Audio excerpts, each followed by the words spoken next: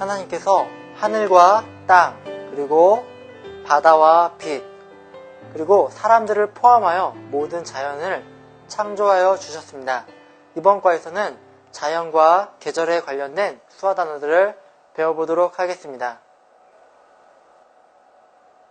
우리가 첫 번째로 배울 수화 단어는 자연이라는 수화 단어입니다. 자연이라는 수화 단어는 먼저 왼손 엄지손가락을 살짝 펴시고요.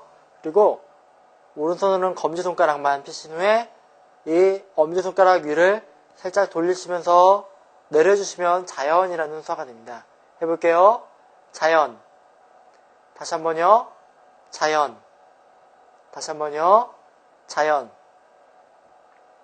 이번엔 계절이라는 수화인데요. 계절은 우리나라에서 몇 개가 있죠? 4계절이죠? 우선 왼손으로 4개를 펴시고요. 그리고 오른손 검지손가락으로 한 바퀴를 돌려주면 됩니다. 이 한 바퀴를 돌려주는 거는 1년이라는 의미를 나타내는 거예요. 해볼게요. 이렇게 하면 계절이라는 수화가 됩니다. 그래서 한 1년 안에 봄, 여름, 가을, 겨울 4계절이 포함되어 있는 거죠. 그래서 계절이라는 수화가 계절 이렇게 표현이 됩니다. 다시 한번 해볼게요. 계절. 그럼 우리 봄이라는 계절 한번 배워볼게요. 봄이라는 계절은 먼저 양손을 펴시고요. 손바닥을 살짝 베게 대보세요. 그리고 위로 올려주시면 이게 봄이라는 계절이 됩니다.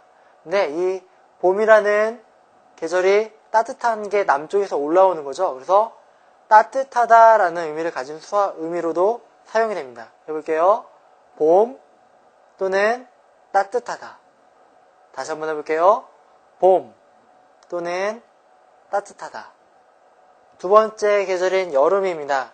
여름은 덥죠? 여름. 여름. 다시 한번 해볼게요. 여름. 다시 한번요. 여름. 그런데 우리가 봄에서도 봤던 것처럼 이 여름이라는 수화 의미 속에는 덥다라는 의미도 포함이 되어 있어요. 해볼게요. 여름 또는 덥다. 자, 세 번째는 가을입니다. 가을이라는 계절은 바람이에요. 바람. 바람이 부는 모양이거든요. 바깥쪽에서 손바닥을 다 펴시고요. 바깥쪽에서 안쪽으로 바람이 저한테 불어오르는 모양이에요. 해볼게요. 가을. 해볼게요. 가을. 한 번, 2번 정도. 해볼게요. 가을. 우리가 앞서 봤던 단어들처럼 이 가을이라는 단어 속에는 바람이라는 의미를 가진 수화로도 사용이 돼요. 해볼게요. 가을 또는 바람 또는 바람이 불다라는 의미로도 사용이 됩니다. 알아두시면 좋겠죠? 마지막으로 겨울이 남아있죠? 겨울이라는 수화 단어는 춥다. 겨울. 해볼게요. 겨울. 마찬가지로 여기는 어떤 의미가 있을까요? 춥다라는 의미가 있습니다. 그래서 겨울 또는 춥다입니다. 그러면 봄부터 겨울까지 한번 해볼게요.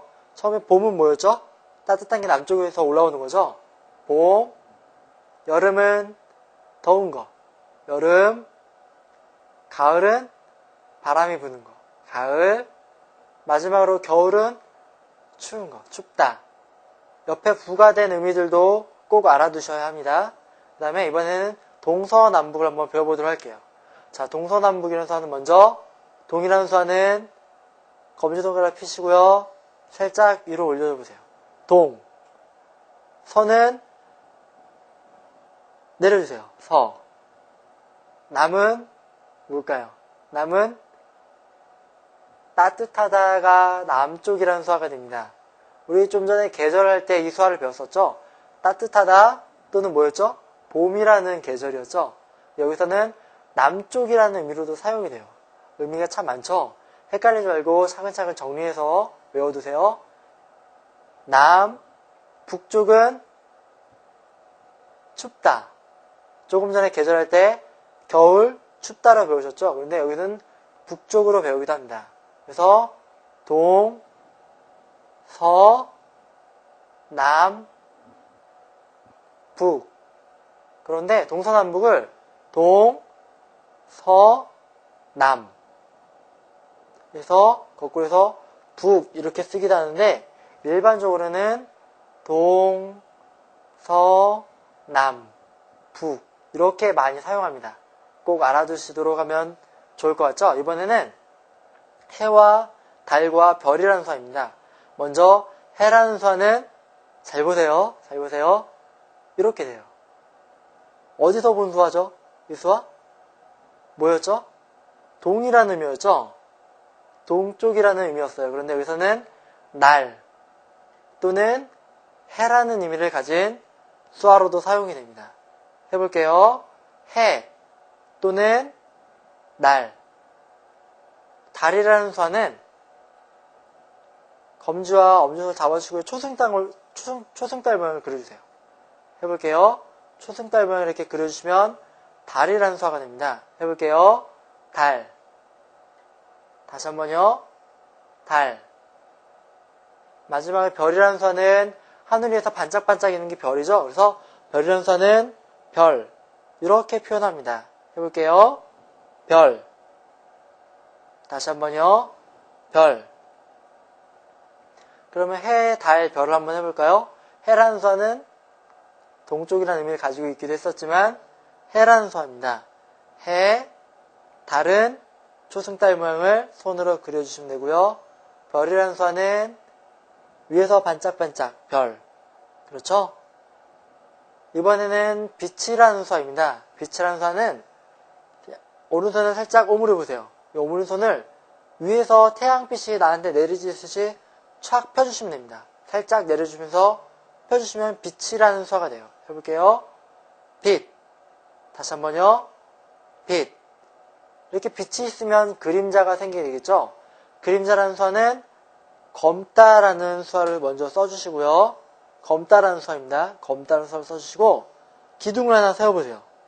기둥을 하나 세우면은 이 기둥에 빛이 들어오면 아래 이렇게 까맣게 그림자가 생기겠죠? 그래서 그림자라는 수화는 검다라는 수화에 기둥 아래 그림자가 생기는 모양을 이렇게 그려주시면 그림자라는 수화가 됩니다. 해볼게요. 그림자. 다시 한번요. 그림자.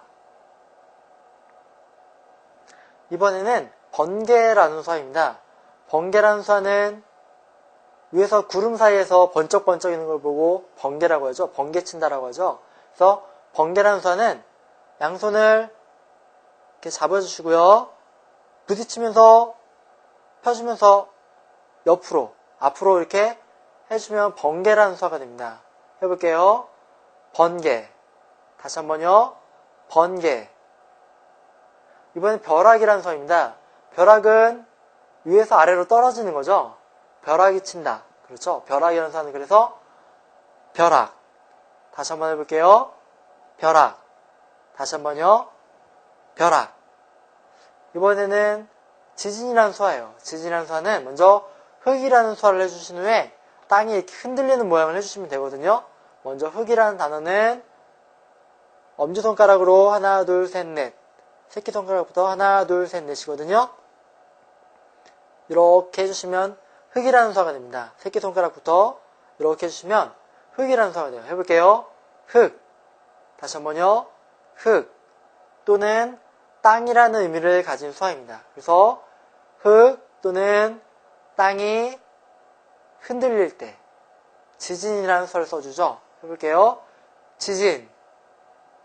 다시 한번요. 지진. 다시 한번 해볼게요. 지진. 이번에는 공기라는 수화입니다. 이렇게 주변에 있는 공기라는 것을 수화로 표현해 볼 텐데요. 오른손 검지와 가운데 손가락을 펴시고요. 이게 아래서부터 와서 내 코로 공기가 들어가는 모양을 해주시면 됩니다. 해볼게요. 공기. 다시 한번 해볼게요. 공기. 그런데 이 수화에도 역시 여러 가지 의미들이 포함이 되어 있어요. 무슨 의미가 있냐면 생명이라는 의미가 있습니다.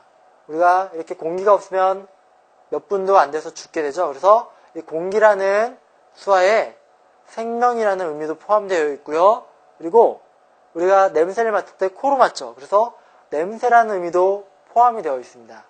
그리고 마지막으로 우리의 생명을 사회적으로 맡길 때 보험회사에 많이 맡기죠. 그래서 보험이라는 의미도 사용이 돼요. 의미가 참 많죠. 4가지나 돼요. 공기, 두 번째 생명, 냄새, 보험. 근데 이 4가지 다 주로 사용하는 단어들이기 때문에 꼭 알아두셔야 합니다. 한번 해볼게요. 공기, 두 번째는 뭐였죠? 생명, 세 번째는 냄새. 보험이라는 수와도 마찬가지로 이렇게 표현이 됩니다. 꼭 알아두세요. 이번에는 안개라는 수화입니다. 안개라는 것이 하얗고 뿌연 거죠. 그래서 하얗다라는 수화를 먼저 해줍니다. 하얗다라는 수화는 검지로 이빨을 살짝 톡 쳐주시면 하얗다라는 수화가 되고요. 하얗고 시야가 뿌연 겁니다. 눈앞에서 겹쳐서 돌려주시면 뿌옇다라는 수화가 됩니다. 흐리다라는 수화죠. 해볼게요. 안개. 해볼게요. 안개. 이번에는 구름이라는 수화인데요. 구름은 저 하늘 위에 있죠. 그래서 하얗다라는 수화를 해주신 후에 구름 모양 이렇게 돌려주시면 됩니다. 왼쪽에서 오른쪽으로 이렇게 돌려주시면 구름이라는 수화가 돼요. 해볼게요. 구름. 다시 한번요. 구름. 이번에는 물과 불이라는 수화인데요. 먼저 물이라는 수화는 C자 모양을 만들어 보세요. 그래서 이 엄지손가락을 입술 밑에다 살짝 갖다 대시면 물이라는 수화가 됩니다. 또는 이 수화를 이렇게 살짝 물을 마시는 것처럼 이렇게 해주셔도 물이라는 수화가 됩니다. 해볼게요. 물 또는 물. 다시 한번요. 물 또는 물. 물과 반대되는 속성을 가진 불이라는 수화는 양손을 펴보세요. 핀 후에 캠프파이어라면 불이 이렇게 올라가죠. 올라가는 그런 모양입니다. 그래서 불이라는 수화는 이렇게 표현해 주시면 됩니다. 해볼게요. 불. 다시 한번요. 불. 이번에는 비라는 수화인데요. 비라는 수화는 물이라는 수화를 먼저 해주시고요. 그리고 위에서 비가 이렇게 내리는 모양을 해주시면 됩니다. 그래서 비 또는 비 이렇게 되겠죠? 다시 한번 해볼게요. 비. 이 비가 그치고 난 후에 무지개가 생기죠? 마지막으로 무지개라는 수화는 7가지 색깔을 해주시고요.